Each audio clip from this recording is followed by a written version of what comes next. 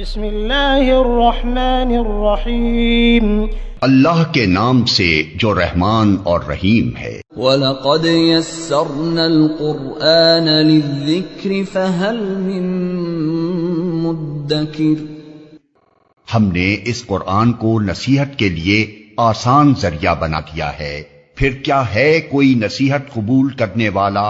کہ آپ تمام پیغمبروں کے خاتم ہیں، یعنی آپ کے ذریعے سے تمام پیغمبروں پر کے سلسلے پر مہر لگ گئی، تو معنی اور معال اور آخری نتیجہ اس معنی کا بھی یہی ہوگا کہ آپ تمام پیغمبروں کے آخری پیغمبر ہیں۔ یہ تو اس کا ایک لغوی معنی ہوا۔ اس لغوی معنی کی یہ تفصیل جو کہ بہت ساری لغات کی کتابوں میں ہیں، یہ بتانا اس لیے ضروری ہوا کہ جو لوگ ختم نبوت کے منکر ہے وہ اس آیت کا انکار تو نہیں کرتے۔ وہ کہتے ہیں کہ آپ خاتم النبیین ہیں، ہم مانتے ہیں، لیکن خاتم النبیین کا مطلب خاتم کا معنی ہے مہر، اور نبیوں کا خاتم اس کا مطلب یہ ہے کہ آپ اتنے عظیم اور کامل پیغمبر ہیں کہ آپ جن کے اوپر مہر لگا دیں نبوت کی تو وہ نبی بن جائے گا۔ آپ نبیوں کے مہر ہے، یعنی جس کو چاہے نبی بنا دیں، اور آپ کی اتباع اور آپ کی کامل پیروی کی وجہ سے ایک شخص نبی بن سکتا ہے، اس لیے کہ آپ خاتم النبیین ہیں۔ یہ معنی خاتم النبیین کا یہ اس کی تعویل کی جاتی ہے، حالانکہ یہ تعویل بالکل غلط ہے۔ اس لیے بالکل غلط ہے نہیں ہے کہ خاتم کا معنی مہر نہیں آتا۔ خاتم کا معنی اگر مہر ہو بھی تو بھی خاتم النبیین کا مطلب یہ نہیں بن سکتا کہ نبیوں پر مہر لگانے والا اور نبی بنانے والا۔ خاتم القوم اگر قوم کا خاتم ہوگا تو اس کا معنی یہ نہیں ہے کہ وہ جس کو چاہے تو قوم میں سے بنا دے، یعنی یہ لغوی اعتبار سے بھی ایک بہت بڑی غلط فہمی دینے کے لیے کہتے ہیں کہ خاتم بمعنی مہر ہے۔ چلو خاتم بمعنی مہر بھی ہے تو اس سے یہ معنی لغت میں کہاں سے نکلا کہ آپ پیغمبر بنا بھی سکتے ہیں؟ خاتم النبیین یا خاتم المہاجرین یا خاتم القوم یا خاتم المساجد یا اس قسم کا کوئی بھی خاتم کا لفظ اگر استعمال ہوتا ہے تو اس کا یہ معنی ازروع لغت کہیں بھی درج نہیں ہے کہ وہ چیز بنانے والا خاتم ہوگا۔ لہذا خاتم النبیین کی یہ توجیہ یا یہ معنی کرنا جو کہ مرزا نے کیا بھی ہے کہ خاتم النبیین آپ اس معنی میں ہیں کہ آپ کی پیروی سے آپ جس کو چاہیں تو اس کو نبی بنا دیں، تو وہ خاتم النبیین ہے اور آپ کے پاس ہے وہ مہر ہے نبی بنانے والی، تو آپ جس کو چاہیں نبی بنا دیں۔ یہ معنی لغت کے اعتبار سے بھی غلط ہے۔ اگر لغت میں یہ معنی بن بھی سکتا تب بھی غلط تھا اور دلائل سے، لیکن یہ باعتبار لغت بھی نہیں بن سکتا۔ اسی طرح کہا جاتا ہے، اور یہ بھی ایک بڑا اعتراض ہوتا ہے، کہ خاتم النبیین جس طرح کہا جاتا ہے کہ فلاں بہت بڑا محدث ہے اور اس کے بعد پھر کوئی محدث آیا نہیں، وہ تو خاتم المحدثین ہے، وہ تو خاتم المفسرین ہے، وہ تو خاتم الفقہاء ہے، اس قسم کی جو الفاظ ہیں وہ اس لیے نہیں بیان ہوتے ہیں کہ خاتم المحدثین کے بعد کبھی کوئی محدث پیدا نہیں ہوگا، خاتم المفسرین کے بعد کبھی کوئی مفسر نہیں ہوگا، خاتم الفقہاء کے بعد کبھی کوئی فقیہ نہیں ہوگا، لہٰذا خاتم النبیین یہاں کہنا یہ معنی نہیں رکھتا کہ آپ کے بعد کوئی نبی آئے گا نہیں۔ آپ خاتم النبیین ہیں، لیکن اس کا یہ معنی نہیں ہے کہ آپ کے بعد کوئی پیغمبر نہیں آئے گا۔ اور اس کے لیے دلیل وہ عبارات پیش کرتے ہیں جو محاورے میں اگر کہیں جاتے ہیں انسانی زبان میں کہ فلاں خاتم المحدثین ہے اور خاتم المفسرین ہے وغیرہ، تو اس کا جواب بالکل واضح ہے۔ ایک انسانی کلام میں بطور مبالغہ اگر کہا جاتا ہے کہ فلاں محدثین یا مفسرین کا خاتم ہے، اس کا تو آپ کہہ سکتے ہیں کہ یہ معنی ضروری نہیں ہے کہ اس کے بعد کوئی محدث اور مفسر نہیں آئے گا، اس لیے کہ یہ انسانی کلام ہے، اور اس لیے کہ یہ ایک مبالغہ ہے کہ مبالغے کے طور پر کسی مفسر محدث کی تعریف کرتے ہوئے کہا گیا کہ فلاں بڑا مفسر و محدث ہے، حتیٰ کہ خاتم المفسرین ہے یا خاتم المحدثین ہے۔ لیکن اللہ تبارک و تعالیٰ کا کلام اس کے علم کامل پر مبنی ہے، اور اس میں کسی قسم کا کوئی مبالغہ نہیں ہے، اور اس میں کسی مجاز کی طرف جانے کی کوئی ضرورت بھی نہیں، اور کوئی دلیل بھی نہیں، اور کوئی قرینہ بھی نہیں۔ لہذا وہاں لا کر عام انسانی کلام کے اس محاورے کے اوپر اللہ کے اس کامل کلام کو قیاس کرنا اور بلا وجہ اس حقیقی معنی کو چھوڑ کر مجازی معنی لینا بالکل غلط ہے۔ اس لیے اللہ نے اس آیت کے آخر میں خود ہی فرمایا ہے کہ وَكَانَ اللَّهُ بِكُلِّ شَيْءٍ عَلِيمًا، اللہ ہر چیز پر علیم ہے، آپ کے بعد کوئی پیغمبر آنے والا نہیں۔ یہ خاتم النبیین کے اندر جو دوسری تعویل کی جاتی ہے، یہ اس کا رد ہو گیا۔ حقیقی معنی اس لفظ کا یہی ہے کہ آپ کے بعد کوئی پیغمبر نہیں اور آپ آخری پیغمبر ہیں۔ جیسے ہم قرآن کی آیت آئسولیشن میں تو کبھی بھی نہیں پڑھتے کہ الگ الگ آیت پڑھ کر وہ مطلب نکالنے ہوئے، اور قرآن میں کتنی جگہ اللہ تعالیٰ نے کہا کہ ہم چوز کرتے ہیں، ان اللہ اصطفیٰ، the choice for a رسول is from اللہ، اللہ تعالیٰ چوز کرتے ہیں نا لوگوں میں۔ جی یہ بھی یعنی ایک ان تعویلات میں سے جو پہلی تعویل ہے کہ خاتم النبیین کا یہ معنی کیا جائے کہ وہ نبیوں کو اوپر مہر لگانے والے ہیں اور جس کو چاہے نبی بنائے، تو اس کا تو یہ معنی ہوا کہ نبوت ایک کسب کی چیز ہے کہ بندہ عمل کرتے کرتے ترقی کر کے نبی بن جائے، حالانکہ نبوت ایک خالصتاً وہبی شے ہے، اور اللہ اعلم حیث یجعل رسالتہ، اللہ جانتا ہے کہ جہاں وہ کس کو پیغمبر بناتا ہے اور کس کو رسالت سے نوازتا ہے۔ تو من جملہ جوابات میں سے یہ بھی ہے۔ لیکن جو لوگ ختم نبوت کے منکر ہے، ان کے لیے اس بات کا انکار کرنا کوئی بعید تو نہیں کہ وہ یہ کہیں کہ نبوت کسبی شے نہیں ہے، وہ کسبی شے ہے اور وہبی شے نہیں ہے، کہ آپ نبیوں کے خاتم ہیں، یعنی بعض نبیوں کے خاتم ہیں، سب کے خاتم نہیں۔ اس کا یہ مطلب ہوا کہ النبیین میں جو الف لام ہے، ایک اور تعبیر بتا مخصوص ہو، وہ مخصوص پیغمبر ہے خاتم النبیین، وہ نبیوں کے خاتم ہیں، سب نبیوں کا تو کسی نے نہیں کہا۔ اور اس کے لیے وہ کہتے ہیں کہ آیت قرآن میں موجود ہے وَيَقْتُلُونَ النَّبِيِّينَ، اور بنی اسرائیل قتل کرتے تھے پیغمبروں کو۔ تو کیا یہ معنی ہے کہ وہ بنی اسرائیل تمام پیغمبروں کو قتل کرتے تھے؟ تمام کو تو نہیں قتل کیا، بعض پیغمبروں کو قتل کیا۔ لہذا خاتم النبیین کا یہ معنی ہے کہ بعض پیغمبروں کے لیے خاتم، یہ دجالی تعویلات ہیں۔ جو ایک تعویل نمبر 3 یہ ہے، اس کا جواب یہ کہ النبیین کے اندر جو الف لام ہے، عربی لغت کے اعتبار سے الف لام استغراقی اور سب کو شامل ہی ہوتا ہے، الا یہ کہ دلیل موجود، الا یہ کہ دلیل موجود ہو، کوئی قرینہ موجود ہو اور اس بات کا ثبوت ہو کہ بعض مراد ہے، سب مراد نہیں۔ جمال امیر الصاغتا،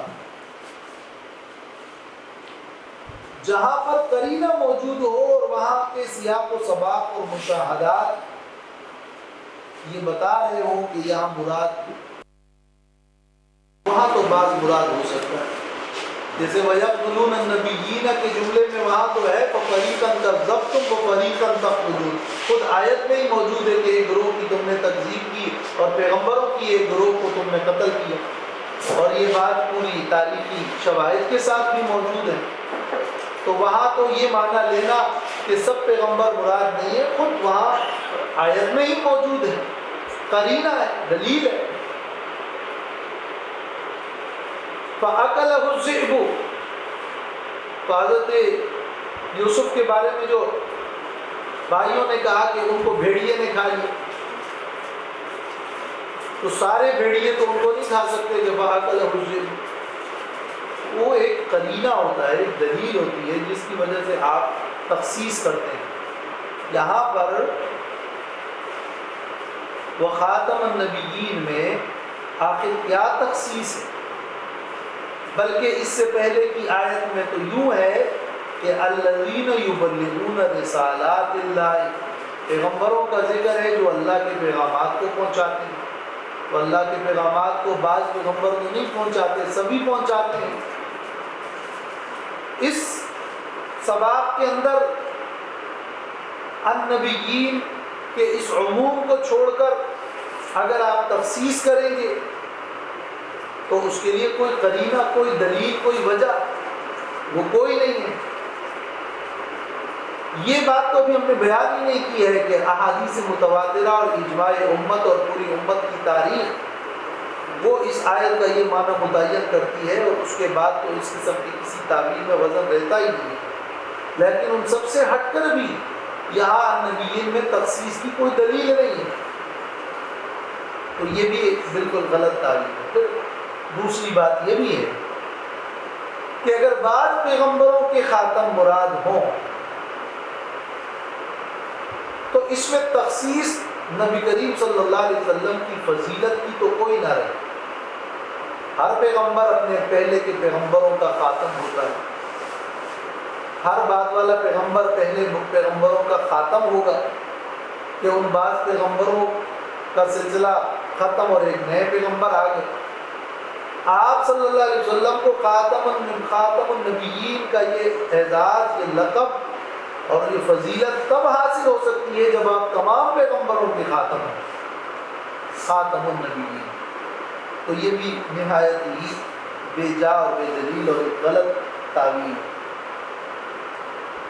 اور اسی طرح یہ بات بھی بہت اہم ہے کہ اس کو سمجھا جائے، ورنہ تو سب سے بڑا اشکال اور اعتراض جو منکرین ختم نبوت کرتے ہیں، جو قادیانی کرتے ہیں، جو مرزا کی کتابوں میں ہیں، جس کو بہت اچھالتے ہیں، وہ یہ ہے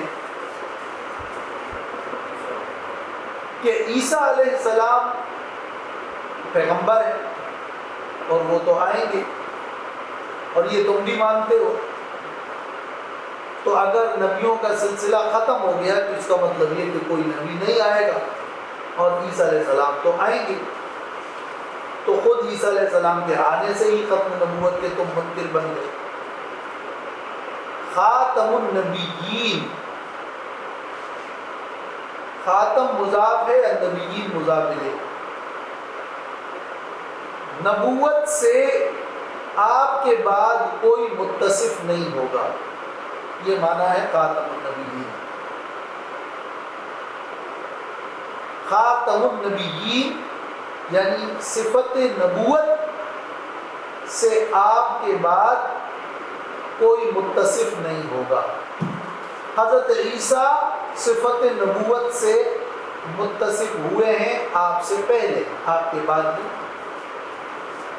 حضرت عیسیٰ آپ کے بعد نبی بنیں گے نہیں، آئیں گے لیکن نبی بنیں گے نہیں۔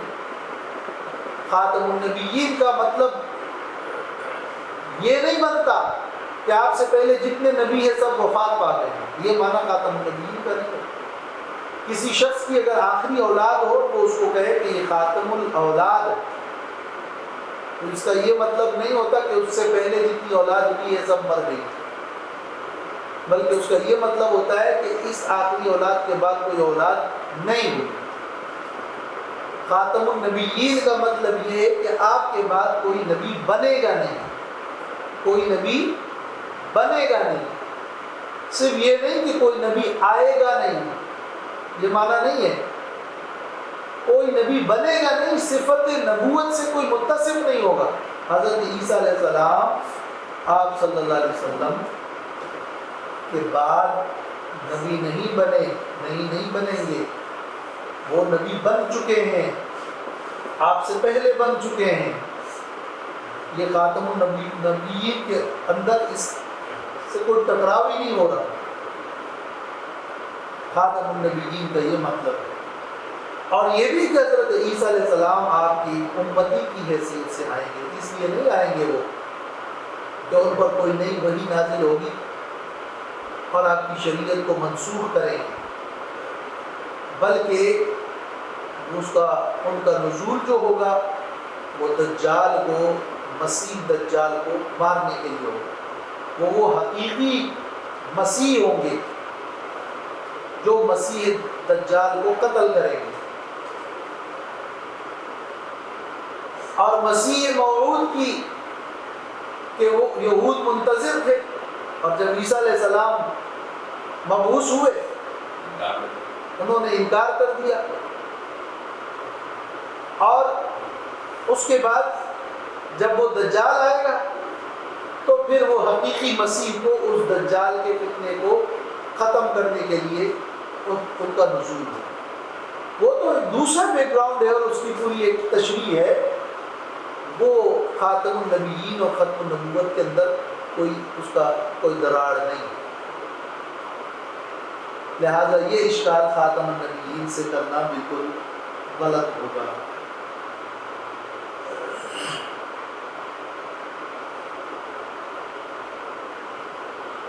اسی طرح اس لفظ کے اندر النبیین کا جو لفظ ہے اس میں کوئی تخصیص نہیں ہے کہ یہ ذلی نبی ہے، یہ بروزی نبی ہے. تشریعی اور غیر تشریعی کا کوئی فرق نہیں رکھا گیا ہے.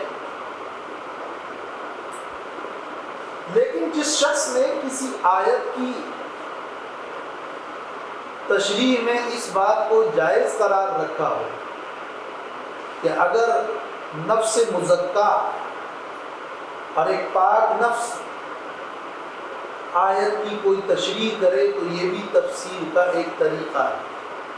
جس شخص نے یہ کہا ہو وہ اس طریقے کے مطابق تو آیت کو اپنے خواہشات کی بھیٹ چڑھائے اور جو معنی کرے گا اپنی رائے سے دے دے گا. ورنہ قرآن مجید کی آیات کی جو تفسیر ہے اس تفسیر کا طریقہ تو یہ ہے کہ دوسری آیات دیکھی جائے، احادیث دیکھی جائے، صحابہ تابعین کی تشریح کو پڑھا جائے. اس کے بعد لغت کا نمبر آتا ہے. لغت کے ذریعے سے تشریح کرنا قرآن کی اور اس میں احادیث مبارکہ کو اور دوسری آیات کو، سیاق و سباق کو چھوڑ کر تشریح کرنا، یہ تو کسی کتاب کو سمجھنے کا اور اس کی تشریح کرنے کا کوئی معقول طریقہ بھی نہیں ہے. اور یہ قرآن اور قرآن آیات کی تفسیر کا بالکل ایک غلط طریقہ. اور اگر یہ اجازت دے دی جائے کہ نفس کے اندر جو بات آئے اسی کو لے کر آپ کسی آیت کی تشریح کر دیں تو پھر تو آیات ایک کھلونا بن جائے گا. پھر تو کوئی شخص کسی بھی آیت کو لے کر کوئی بھی تشریح کر سکے. لہذا خاتم النبیین کے یہ معانی جو کیے گئے ہیں اگر اس کو رد کرنے کے لیے یہ دلائل نہ بھی موجود ہوں تب بھی یہ صرف اس وجہ سے رد ہے کہ یہ صحیح متواتر احادیث کے خلاف. اور یہ رد صرف مرزا غلام احمد قادیانی کے لیے نہیں بلکہ دور صحابہ سے لے کر آج تک تسلسل کے ساتھ ہر زمانے میں امت کے تمام علماء اکابرین نے اس مسئلے کو ذکر کیا ہے کہ یہ اسلام کے بدیہی اور ضروری اور بنیادی مسائل میں سے ہیں کہ نبی کریم صلی اللہ علیہ وسلم آخری پیغمبر ہیں تمام پیغمبروں کے، اور آپ کے بعد کوئی بھی نبی نہیں بنے گا، کوئی بھی نبی نہیں بنے گا. اور یہ بھی آپ صلی اللہ علیہ وسلم ہی کی تعلیمات سے متواتر ثابت ہے کہ عیسیٰ علیہ السلام دجال کو قتل کرنے کے لیے نزول فرمائیں گے. نبی کریم صلی اللہ علیہ وسلم نے فرمایا، اور بالکل صحیح حدیث ہے، کانت بنو اسرائیل تسوسهم الانبیاء کلما ہلک نبی خلفہ نبی وانہ لا نبی بعد۔ بنی اسرائیل کی سیاست اور قیادت انبیاء کیا کرتے تھے، اور جب بھی کوئی پیغمبر وفات پاتے تو ان کے بعد ایک اور پیغمبر ان کی جگہ نائب بنتا، لیکن میرے بعد کوئی پیغمبر نہیں، وَسَيَكُونُ خُلَفَاءَ فَيَكْثُرُونَ، میرے بعد خلیفہ ہوں گے اور بہت سارے ہوں گے۔ تو آپ کے بعد خلیفہ ہوں گے، نبی نہیں ہوں گے۔ یہ بخاری مسلم کی صحیح حدیث میں نبی کریم صلی اللہ علیہ وسلم نے فرمایا کہ ان مثلی و مثل الانبیاء من قبلی، میری مثال اور پچھلے انبیاء کی مثال ایسی ہے جیسے شخص نے گھر بنایا، فَأَحْسَنَهُ وَأَجْمَلَهُ، بہت ہی حسین و جمیل بنایا، اور اس میں ایک اینٹ کی جگہ چھوڑ دی، اور لوگ اس کو آ کر جوک دیکھتے ہیں اور کہتے ہیں کہ اس میں یہ ایک اینٹ کی کمی ہے، یہ کیوں نہیں رکھی گئی؟ بس میں وَأَنَا خَاتَمُ النَّبِيِّينَ، میں خاتم النبی ہوں۔ گویا تمام پیغمبر آ چکے ہیں اور ایک اینٹ آخری وہ آپ صلی اللہ علیہ وسلم ہیں۔ یہ تشبیہ ہے۔ تشبیہ کا مطلب کیا ہوتا ہے کہ ایک نقطہ سمجھانے کے لیے ہوتا ہے۔ اگر کوئی شخص کہے کہ فلاں تو اتنا حسین ہے گویا کہ چاند، تو اس کا یہ مطلب نہیں ہے کہ وہ شخص چاند کی طرح ایسا گول ہے کہ اس کے نہ ہاتھ ہیں نہ ٹانگیں ہیں اور وہ گول مٹولی ہے۔ اگر کوئی کہے کہ فلاں شخص شیر ہے، بہادر ہے، تو اس کا مطلب یہ کہ وہ بہادر ہے۔ یہ معنی تو نہیں ہے کہ اس کی دم نکل آئی۔ وہ ایک تشبیہ کسی ایک معاملے میں ہوتی ہے۔ اس حدیث میں جو تشبیہ ہے وہ اس معاملے میں دی گئی کہ انبیاء علیہ السلام مبعوث ہوئے اور پورا محل وہ آپ کی بعثت کے بعد کمپلیٹ ہو گیا اور اب کوئی نبی نہیں۔ اس کو بھی لے کر اپنی دلیل بنانے کی کوشش کی جاتی ہے کہ اس طرح تو عیسیٰ علیہ السلام جو آئیں گے تو وہ کون سی عید ہے، اور اس طرح تو انبیاء کے قصر کے اندر ایک تزلزل ہوا اور یہ ہوا تو وہ ہوا۔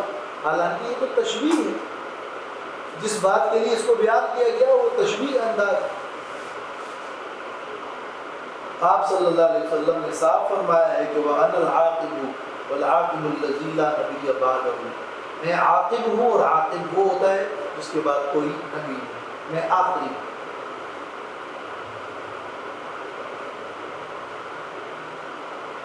کچھ لوگ کہتے ہیں کہ چونکہ وہ منکرین ختم نبوت آخری پیغمبر کا انکار تو نہیں کرتے، تو ان کو آپ کافر کیوں کہیں؟ اس لیے کہ آخری پیغمبر کو تو مانتے ہیں۔ یا یہ کہ وہ ختم نبوت کے بھی قائل ہیں، کہتے ہیں کہ ہم خاتم النبیین آپ کو مانتے ہیں، یا ہم ایک خاص معنی میں نبوت کا کہ ختم نبوت کا قائل ہیں، لیکن وہ ذلی بروزی یا مجدد یا جو بعض ان میں لاہوری فرقہ ہے وہ کسی مہدی یا دوسرے ناموں سے وہ قائل ہو گئے، لہذا وہ ذلی اور بروزی نبی ہے، تو ختم نبوت کے تو وہ بھی قائل ہیں۔ تو یہ یاد رکھنے کی بات ہے کہ یہ جو مسیلمہ کذاب تھا وہ نبی کریم صلی اللہ علیہ وسلم کی رسالت کے منکر نہیں تھے۔ اس نے یہ کہا تھا کہ میں آپ کے ساتھ نبوت میں شریک، میں بھی نبی ہوں، آپ نبی ہیں، لیکن میں آپ کے ساتھ نبوت میں شریک۔ صحابہ کرام نے ان کے خلاف جنگ کی ہے اور تمام صحابہ کا اجماع۔ وہ بعض کہتے ہیں وہ جنگ تو اس لیے کی تھی کہ انہوں نے بغاوت کی تھی، تو بغاوت کی وجہ سے تھا، مرتد ہونے کی وجہ سے نہیں، لیکن ان کے اسیروں کو غلام بنایا گیا تھا۔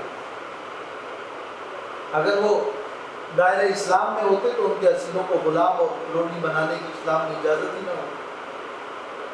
انہی میں سے تو ایک لونڈی ملی تھی حضرت علی کو، جن سے محمد بن حنفیہ پیدا ہوئے، لہذا یہ ارتداد کی وجہ سے صحابہ ان سے لڑے کہ وہ مرتد ہو۔ اسلام کے یہ ایک بدیہی عقیدہ ہے، اور بدیہی کا مطلب یہ ہوتا ہے جس کے لیے اب پھر کسی مزید دلیل کی ضرورت نہیں ہے۔ ہر عام و خاص مسلمان یہ جانتا ہے کہ آپ صلی اللہ علیہ وسلم آخری نبی ہیں، اور یہ اتنا واضح اور اتنا صاف اور اتنا کھلا عقیدہ ہے اور اتنا متواتر ہے کہ کوئی شخص اس کا انکار کرے گا تو ان کے کسی تعویل اور کسی تخصیص کی یہاں گنجائش نہیں۔ اس لیے علماء اس پر متفق ہیں کہ جو آپ صلی اللہ علیہ وسلم کو آخری نبی نہیں مانے گا اور آپ کے بعد نبوت کسی اور کے لیے مانے گا، کسی بھی معنی میں کسی قسم کی بھی تعویل کر کے، تو وہ کافر ہی قرار پائے گا۔ اس لیے کہ یہ بہت ہی بدیہی، بنیادی اور واضح اور بلا تعویل عقیدہ ہے، اور اس پر اجماع بھی ہے، اور یہ متواتر احادیث بھی ہے اور صریح آیت بھی ہے، اور اس میں تعویلات کی جو حیثیت ہے وہ تو آپ نے دیکھ۔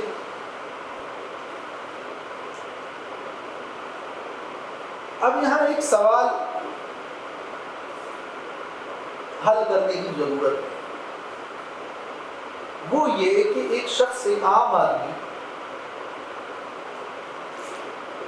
ختم نبوت کا ماننے والا ہے، وہ اگر یہ سوال اٹھائے اور اپنے شرح صدر حاصل کرنے کے لیے کہ یہ اللہ نے پیغمبروں کے سلسلے کو آپ صلی اللہ علیہ وسلم پر آ کر منقطع کیوں کر دیا،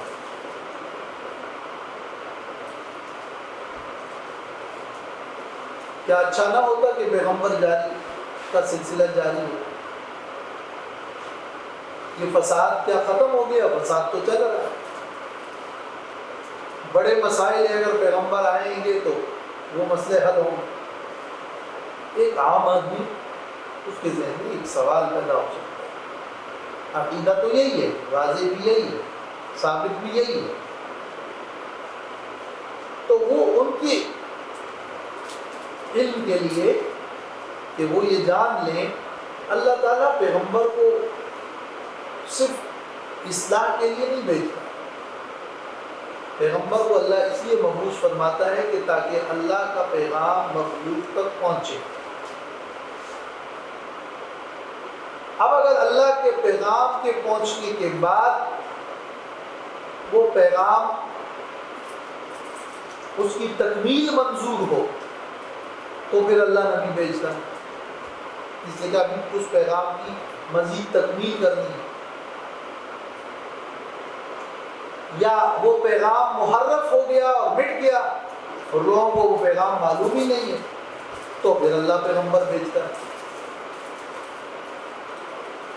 یا کسی نبی کی تائید اور نصرت کے لیے پیغمبر بھیجتا ہے۔ نبی کی بعثت کا مقصد اللہ کا پیغام پہنچانا ہے، یا اس کی تکمیل ہے، یا کسی نبی کی نصرت ہے۔ محض فقط اصلاح کے لیے اللہ پیغمبروں کو نہیں بھیجتا۔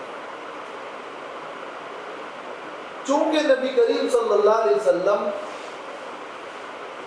کا دین، وہ قرآن، وہ سنت،